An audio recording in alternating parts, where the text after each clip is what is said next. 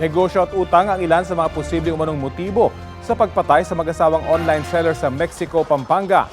May person of interest na ang pulisya sa krimen. Balitang hatid ni June Veneracion.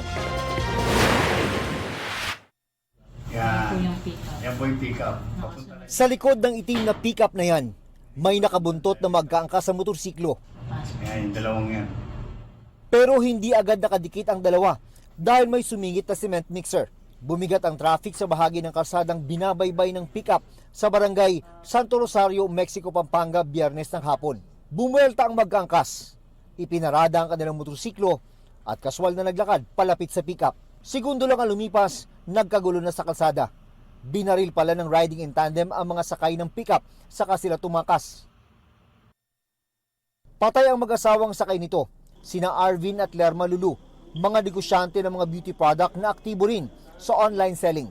Ito yung sasakyan ng mga biktima. Ang lalaki ang siyang nagmamaneho. Nasa tabi naman niya ang kanyang asawa. Base sa investigasyon ng Mexico Municipal Police Station, 6 na tama ng bala ang tinamo ng lalaki, 3 naman sa kanyang asawa. Happy Mother's Day, Mamita! We love you!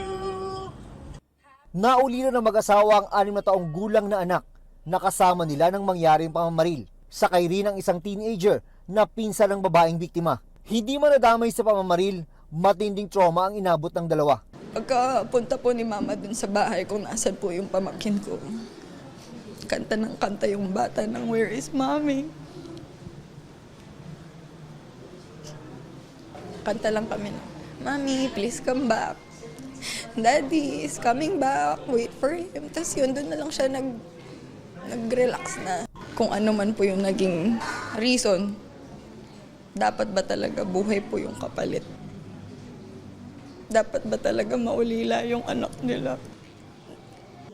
May saksi at person of interest na raw ang PNP. As to the motive po, sa ngayon, wala po tayong concrete na motive po, sir, sa ngayon. Pero based doon sa accounts ng family, it's either business at saka yung accounts pa ng family na i-mention sa atin, yung utang, may umutang sa kanya.